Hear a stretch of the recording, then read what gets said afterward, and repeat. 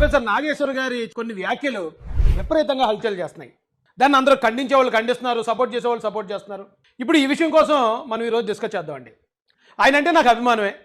ఆయన ఒక జర్నలిస్ట్గా, న్యూట్రల్ మేధావిగా ఆయనకు ఒక ఇమేజ్ ఉంది. అలాంటి వాళ్ళు మాట్లాడే మాటలకి ఖచ్చితంగా జనాలు కనెక్ట్ అవుతారు. అలాంటి సమయంలో ఆయన మాట్లాడిన మాటలు నిజంగా ఈవేళ ఈ రాష్ట్రంలో ఉన్న తెలుగుదేశం కార్యకర్తల్ని, జనసేన కార్యకర్తల్ని తీవ్ర ఆగ్రహావేశాలకు లోన్ చేసిందండి. అయితే ఆయన గురించి కొంతమంది సపోర్ట్ చేసేవాళ్ళు ఉన్నారండి. తులసి చందు మనకు తెలుసు కదా, ఆవిడ కూడా ఒక న్యూట్రల్ జర్నలిస్ట్ అని చెప్తుంది. ఆవిడ మాటల్లోనే అసలు ప్రొఫెసర్ నాగేశ్వర్ గారు ఏమన్నారు, ఆయన మాట్లాడిన మాటల్లో తప్పేంటి? తప్పుంది, 100% తప్పుంది. అయితే చాలామంది వెనకేసుకొస్తున్నారు. చాలామంది ఎలాగన్నారు, పవన్ కళ్యాణ్ గారు అప్పుడు అలాగన్నారు, చంద్రబాబు నాయుడు గారు ఎలాగన్నారు, అప్పుడు లేని తప్పు ప్రొఫెసర్ గారు అంటే తప్పేమొచ్చింది, ఈయన ఎందుకు క్షమాపణ చెప్పాలి, ఈయన మీద ఎందుకు కేసులు పెట్టాలని వైసీపీ అనుకూలమైన వ్యక్తులు అబ్బాయి చాలా తెలివిగా అడిగేస్తున్నారండి. చంద్రబాబు నాయుడు గారికి, పవన్ కళ్యాణ్ గారికి, ప్రొఫెసర్ నాగేశ్వర్ గారికి తేడా లేదా? ఆ తేడా ఏంటో చూపిస్తాను. ముందు ఈ న్యూట్రల్ అమ్మాయి అయిన తులసి చందు మాటల్లోనే మనం చూద్దాం. డబ్బుల కోసం ఆశపడి పేటీఎం బ్యాచ్ లో చేరి విశ్లేషణలు చేస్తారు అని చెప్పి ఒక దుర్మార్గమైన ప్రచారం జరుగుతూ ఉండడం అనేది ఎంతవరకు కరెక్ట్? ప్రొఫెసర్ నాగేశ్వర్ గారు ఎమ్మెల్సీగా వర్క్ చేశారు. ఉస్మానియా యూనివర్సిటీలో జర్నలిజం ప్రొఫెసర్ గా ఆయన రిటైర్ అయ్యారు. ఈ 2 పోస్టులకు గాను ఆయనకు వచ్చే పెన్షన్ డబ్బులే 1,60,000 కంటే ఎక్కువ. ఇలా నెలకు 10 లక్షల రూపాయలకు పైగా లీగల్ ఇన్కమ్ ని ఆయన పొందుతున్నారు. అలాంటి వ్యక్తికి ఎవరో ఇస్తే ఆ డబ్బుల కోసం ఆశపడి అనాలిసిస్ చేయాల్సిన అవసరం నిజంగా ఇప్పుడు ఈ మాట ఇప్పుడు చెప్పకపోయినా బాగుండేదండి. నిజానికి నెలకు 10 లక్షలు వస్తుంది అంటుంది ఆవిడ. ఆ మాట అంటం వల్లే ఓకే నెలకు 10 లక్షలు అయితే ఏం సరిపోద్ది, ఖచ్చితంగా ఆ డబ్బుల కోసం చేశాడేమో అనే అనుమానం కలిగించింది ఆవిడ. ఎందుకంటే జగన్మోహన్ రెడ్డి ఇస్తే 1,00,000, 2 లక్షలు ఇవ్వరు కదండి. జగన్మోహన్ రెడ్డి ఎలాంటి వ్యక్తి అయినా ఒకవేళ నిజంగా ఆయన డబ్బులు ఇవ్వాలనుకుని ఆయన డబ్బులు ఇచ్చి మాట్లాడిస్తే ఈవిడ లెక్క ప్రకారమే నెలకి 10 లక్షలతో సరిపెట్టుకునే ప్రొఫెసర్ గారికి ఖచ్చితంగా అది ఉపయోగపడుతుంది. ఖచ్చితంగా తప్పు చేసే ఉంటాడు. తిన మాటల ప్రకారం ఆలోచిస్తే అండి నాకు ఆయన అంటే రెస్పెక్ట్ ఉంది. కానీ వెనకేసుకొచ్చేటప్పుడు కొన్ని పాయింట్లలో మనం కొన్ని జాగ్రత్తలు తీసుకోవాలి. 2 లక్షల రూపాయలు పెన్షన్ వస్తుందనో, యూట్యూబ్ ఛానల్ మీద ఎంత వస్తుందనో, ఇలాంటి వాడికి డబ్బులు తీసుకుని చేసే పని ఏంటంటే జగన్మోహన్ రెడ్డి గారికి 1,00,000 కోట్లు ఉంది, అందుకని ఆయన ముఖ్యమంత్రి అయిన తర్వాత అవన్నీ చేయడం మానేశాడా? లెక్కర్లోను, శాండ్లోను, ల్యాండ్లోను, మైన్లోను మానేశాడా? అరే డబ్బుల విషయంలో ఇదే చాలు అనుకునే మెంటాలిటీ ఏ మనిషికి ఉంటుంది? పాప ఇప్పుడు మీరు చెప్పిన దాని ప్రకారం ఆయన కొన్ని ఇమేజ్కి ఆయనకు వచ్చే ఇన్కమ్ చాలా తక్కువ.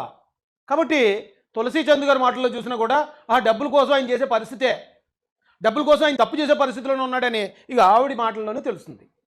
ఏమండి నిజంగా ఉంటుందా? అండ్ 2009లో ఆయన పోటీ చేసినప్పుడు సాక్షాత్తు చంద్రబాబు నాయుడే ఫోన్ చేసి నాగేశ్వర గారు మీకు సపోర్ట్ చేస్తున్నాం, మీ ఎలక్షన్ ఫండ్కు డబ్బులు పంపుతా ఉన్నాడు, నేను గౌరవంగా రిజెక్ట్ చేశాను. ప్రొఫెసర్ నాగేశ్వర్ గారి మీద టీడీపీ జనసేన కార్యకర్తలు సోషల్ మీడియాలో తీవ్ర స్థాయిలో దాడి చేయడం మాత్రమే కాదు, కాకినాడ జిల్లా కర్పవరంలో అలాగే ఇంద్రపాలెం ఈ 2 పోలీస్ స్టేషన్లోనూ ఆయన మీద 2 ఎఫ్ఐఆర్లు నమోదయ్యాయి. అందుకే ప్రొఫెసర్ నాగేశ్వర్ ఏమన్నారు? జనసేన నాయకులు పవన్ కళ్యాణ్, నాదెళ్ల మనోహర్ ఇతరులు వెళ్లి అమిత్ షాను కలిశారు. అమిత్ షాను కలిసి మనం జగన్ ను లోపలియాలి, జగన్ ను మా వాళ్ళ ఒత్తిడి తెస్తున్నారంటే అమిత్ షా చెప్పింది ఏంటంటే రాజకీయాల్లో ఇన్స్టాంట్ ఫ్రెండ్ ఉంటాడు, లాంగ్ టర్మ్ ఫ్రెండ్ ఉంటాడు, Telugu Desam instant friend, Jagan long term friend అని మీరు కూడా ఆ వైఖరి మార్చుకోండి అని సలహించారు. అది పూర్తిగా అవాస్తవం. అది దయచేసి ఆయన ఉపసంహరించుకోవాలి. అది నాగేశ్వర్ ఉపసంహరించుకోవాలి కదా, అంతేగా డిమాండ్. నేను బేషరతుగా నా వ్యాఖ్యలు ఉపసంహరించుకుంటున్నాను. ఇప్పుడు ఆయన ప్రొఫెసర్ అండి, ఆయన రాజకీయ నాయకుడు కాదు. ఫస్ట్ అందరూ గుర్తుపెట్టుకోవాల్సింది ఆయన ఏమన్నాడు ముందు, ఓన్లీ పవన్ కళ్యాణ్ గారు, నాదెండ్ల మనోహర్ గారు మాత్రమే అమిత్ షా గారు కలిశారట. వాళ్ళ ముగ్గురు మాత్రమే కలిసినప్పుడు మాట్లాడుకున్న మాటలు ఈయనకి ఎలా తెలుస్తాయి?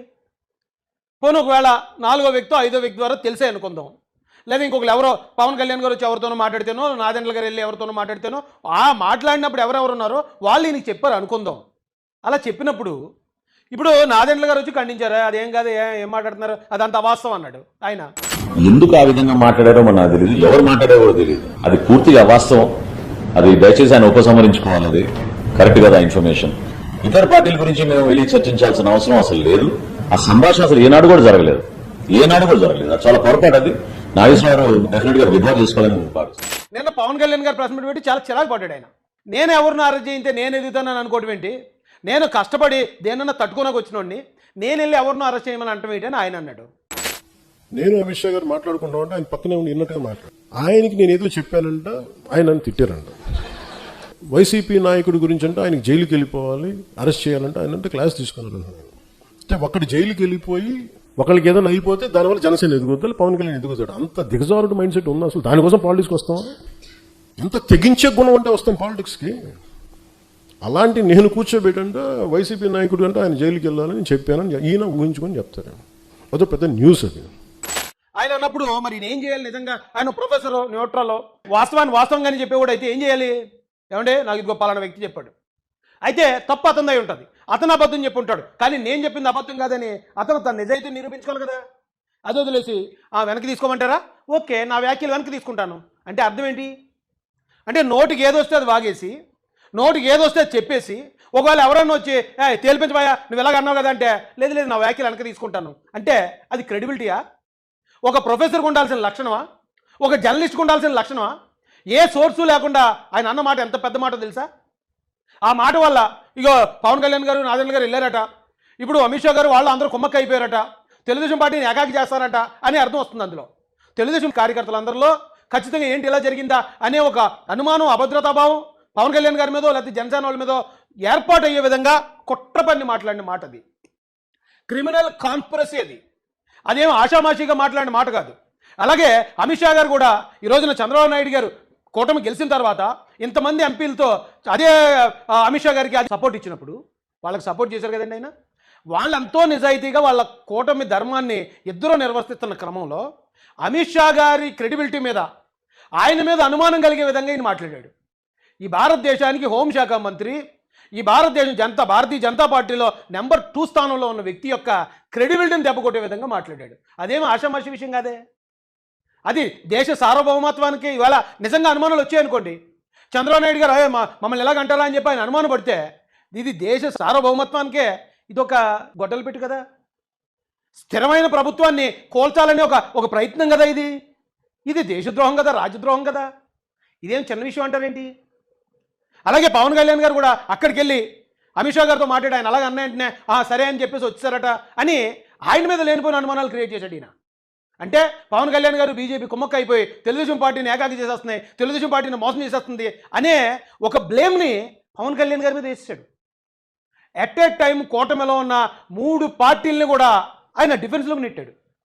ఏ విధమైన సోర్సు లేకుండా, అన్నిటికన్నా దారుణమైన విషయం ఇది, ఏ విధమైన సోర్సు లేకుండా అటు కేంద్ర ప్రభుత్వాన్ని ఇటు రాష్ట్ర ప్రభుత్వాన్ని బదనాం చేసే ప్రయత్నం చేస్తే అది తప్పు కదా.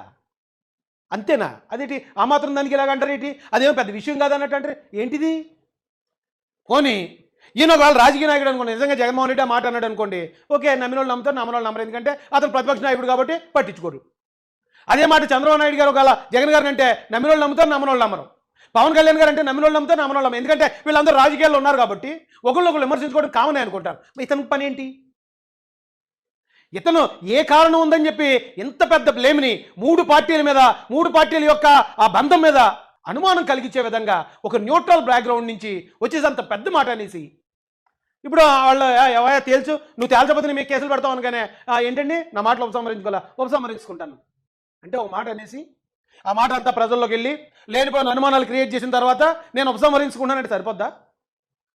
ఇప్పుడు ఎవరో వచ్చేసి పొడిచేస్తాడండి, పొడిచేసి చచ్చిపోతాడు, ఆ చచ్చిపోయాక సారీ అండి నేను చూసుకోలేదండి అని నేను సారీ చెప్పేస్తున్నానండి అంటే వదిలేస్తారా? ఏం మాట్లాడుతున్నారు నాకు అర్థం కాదు. ఈయనకి ఏం పని ఉంది? ఈయన ఒక నిజంగా వాళ్ళ వైసీపీ కార్యకర్త అనుకోండి, వైసీపీ నాయకుడు అనుకోండి, ఇలాంటి 100 అనుమానండి, 100 అనుమానాన్ని ఎవరు పట్టించుకోరు. ఇక తెలుగుదేశం జనసేన వాళ్ళు దాని గురించి పెద్దగా ఆలోచించారు, ఆ వైసీపీలో ఉన్నారు కాబట్టి అంటారులే అనుకుంటారు. ఇక అలాగే కార్యకర్తలు ప్రజలు కూడా దాన్ని పెద్ద పట్టించుకోరు. కానీ ఈయన ఏ బ్యాక్గ్రౌండ్లో ఉన్నాడు? ఈయనేమో కమ్యూనిస్ట్ బ్యాక్గ్రౌండ్ అంటాడు ఆయన, అలాగే నేను న్యూట్రల్ జర్నలిస్ట్ని అంటాడు. సోర్స్ లేకుండా మాట్లాడడం ఇంత పెద్ద బ్లేమ్ ఏం మాట్లాడుతున్నారండి? ఆయన మళ్ళీ ఆ తెలంగాణలో అరెస్ట్ చేస్తే కుదరదనేమో కొందరు, జర్నలిస్ట్ని అరెస్ట్ చేస్తే కుదరదు. ఏంటి జర్నలిజం ఇది? ఏమంటే గతంలో జర్నలిస్టులు ఎలా ఉండేవారు తెలుసా? ఏదన్నా ఒక వార్త ప్రచురించిన తర్వాత అది కనుక పొరపాటుని తెలిస్తే దానికి సరైన సోర్స్ లేకపోతే మరుసటి రోజు సవరణ ఇచ్చేవారు. ఏమంటే నేను ఇలాగ ప్రచురించాం, దయచేసి క్షమించండి, మేము క్షమాపణలు కోరుతున్నాం అని చెప్పేవారు. జర్నలిజం అంటే అదండి. నోటికి ఏదొస్తే అది వాగేయటం, వాగేసి జనాల్లో లేనిపోయిన అనుమానాలు అపోహలు క్రియేట్ చేసేయటం, మనం అనుకున్న ఒక పార్టీకి అనుకూలంగా దాన్ని ఫేవర్గా మార్చే ప్రయత్నం చేయటం, అదేం జర్నలిజం అది? నేను మాట చెప్తాను, కొంచెం ఘాటుగానే ఉంటుంది, ఏమనుకోకండి.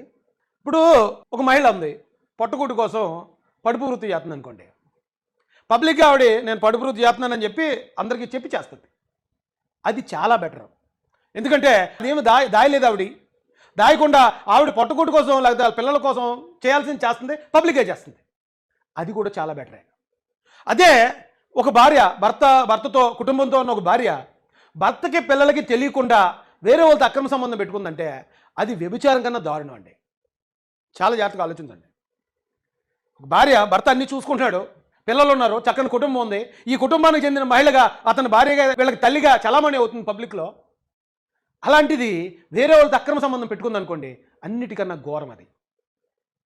ఆవిడతో పోలిస్తే వ్యభిచారం పబ్లిక్గా చేసే మహిళకి బెటర్.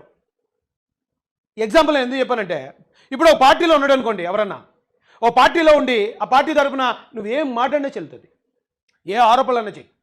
కానీ మనం ఉండేదేమో వేరే బ్యాక్గ్రౌండ్, న్యూట్రల్ బ్యాక్గ్రౌండ్. ఈ న్యూట్రల్ బ్యాక్గ్రౌండ్లో ఉంటూ మేధావిగా కొనసాగుతూ జర్నలిస్ట్గా కొనసాగుతూ మనం ఒక పార్టీకి అనుకూలంగా అక్రమ సంబంధం నేర్పడం అన్నిటికన్నా ఘోరం అండి. ఇది చాలా జాగ్రత్తగా ఆలోచించాలి. ఇప్పుడు ఇదే ప్రొఫెసర్ గారు ఉన్నారు, ఈయనకి నిజం ఇంకో మాట చెప్పొచ్చండి. ఏ ప్రభుత్వ అధికారంలో ఉన్నా సరే జర్నలిస్టులకి లేకపోతే మీడియాకి ఆ ప్రభుత్వానికి వ్యతిరేకంగా మాట్లాడడం, ప్రజలకు అనుకూలంగా మాట్లాడడం అనేది అది జర్నలిజం యొక్క విధి, దాన్ని యాక్సెప్ట్ చేయొచ్చు. కానీ ఒక ప్రభుత్వాన్ని డిఫేమ్ చేస్తూ మరొక పార్టీకి మేలు చేయాలనుకోవడం మాత్రం తప్పు. ఇది ఎందుకు చెప్తున్నానంటే, ఒకసారి మీరు ఈయన గురించి ఈ వీడియో ఒకటి చూడండి. ఆ టాక్సీ డ్రైవర్ తో మాట్లాడుతుంటే చెప్తున్నాడు, పట్టణాల్లో టీడీపీ ఉన్న గ్రామాల్లో ఇంకా జగన్ పట్ల గట్టిగా ఉన్నారు సార్. ఎందుకంటే చంద్రబాబు అయితే అడ్మినిస్ట్రేషన్ స్ట్రాంగ్ ఉంటుంది అనే భావన ఉంది, కానీ సంక్షేమ పథకాలు జగన్ పట్ల గ్రామీణ ప్రాంత ప్రజలు, పేద ప్రజలు చాలా క్లియర్ గా ఐడెంటిఫై అవుతున్నారు అని చెప్పాడు. ఎలక్షన్కి ముందు అంటే ఒకవేళ ఒక జర్నలిస్ట్ ఉన్నాడండి, ఒక మీడియా హౌస్ ఉంది, ప్రభుత్వం ఏదైనా వ్యతిరేకంగా ఉండాలంటే. కానీ ఎలక్షన్కి ముందు మరి జగన్ గారిగా సీఎం, ఆయన సీఎంగా ఉన్నప్పుడు ఆయన్ని సపోర్ట్ చేస్తున్నాడు ఈయన. ఏమండి, ఆయన పరిపాలనలో జరిగిన అన్యాయాలు, అక్రమాలు, దారుణాలు మరి ఆయన కనిపించలేదా? గ్రామాల్లో ఎలా ఉంది, మళ్ళీ జగనే గెలిచేలాగా ఉన్నాడు అని ఒక న్యూట్రల్ బ్యాక్గ్రౌండ్ నుంచి ఆయన సపోర్ట్ చేయాల్సిన అవసరం ఏంటి?